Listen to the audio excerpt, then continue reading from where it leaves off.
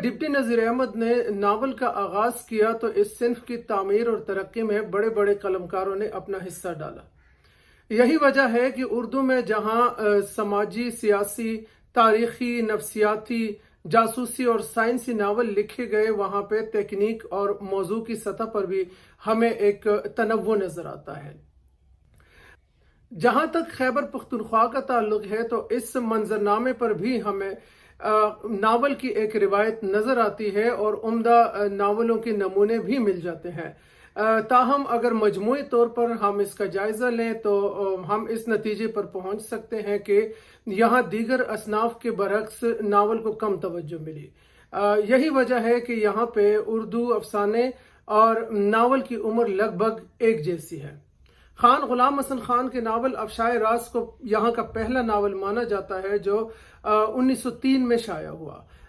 इसके तवील अरसे बाद उनका दूसरा नावल अलमास के नाम से आया। ताहम वो इनका कोई तख्लीकी कारनामा नहीं था बल्कि तर्जुमा था।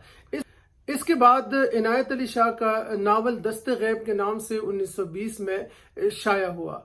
ये वो नावल निगार हैं जिनके बारे में कहा जाता है कि इन्होंने बाकायदा तौर पर तख्लीकी नावल की तरफ रुजू किया।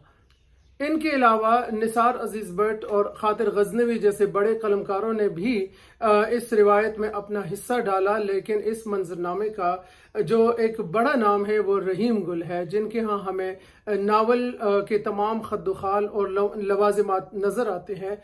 जन्नत की तलाश उनका वो नावल है जिनकी शोहरत और मकबूलियत से सब वाकिफ है। मोहम्मद सईद के यहाँ हमें फ़नी और फिक्री इर्तिका नजर आता है और उन्होंने नावल की रिवायत में तारीखी रिवायत को आगे बढ़ाने की कोशिश की है।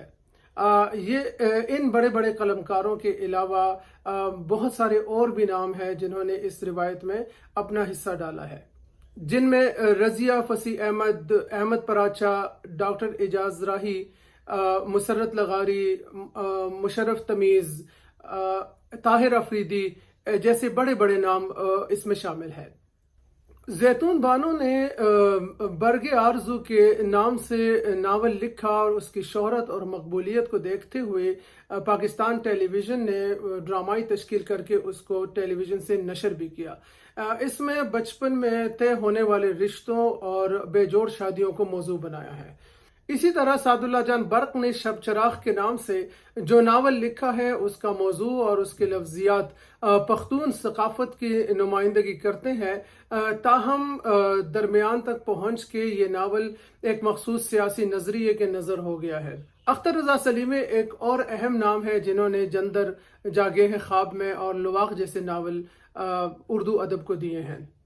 ख्वाब और नफ्सियात उनका बुनियादी मौजू है। ताहम जब उनके नावलों के मुताले से अंदाज़ा होता है कि वो तहजीब और तारीख़ की गुमशुदा औराक को दरियाफ्त करने की जुस्तजू में लगे रहते हैं।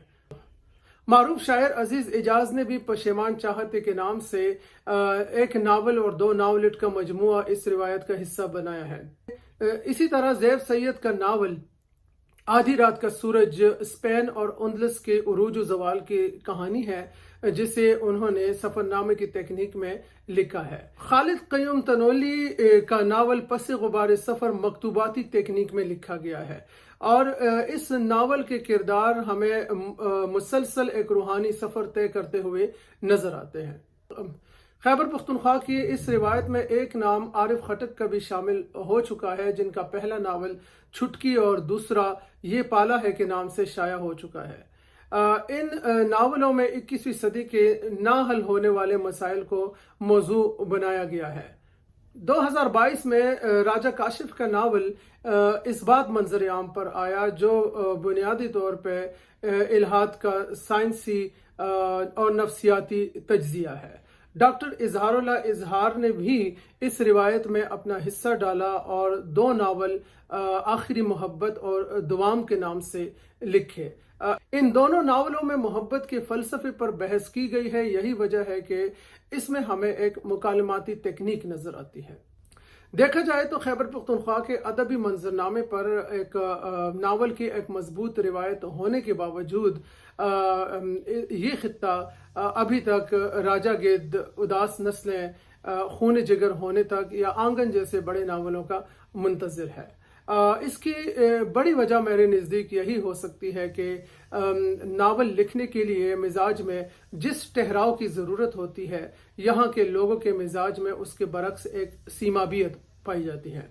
ताहम यहाँ के कलम कबीले में जितने बड़े बड़े नाम मौजूद हैं, उनको मद्देनज़र रखकर ये उम्मीद रखी जा सकती है कि मुस्तक़बिल करीब में यहाँ पर भी बड़े नावल तख्लीक होंगे।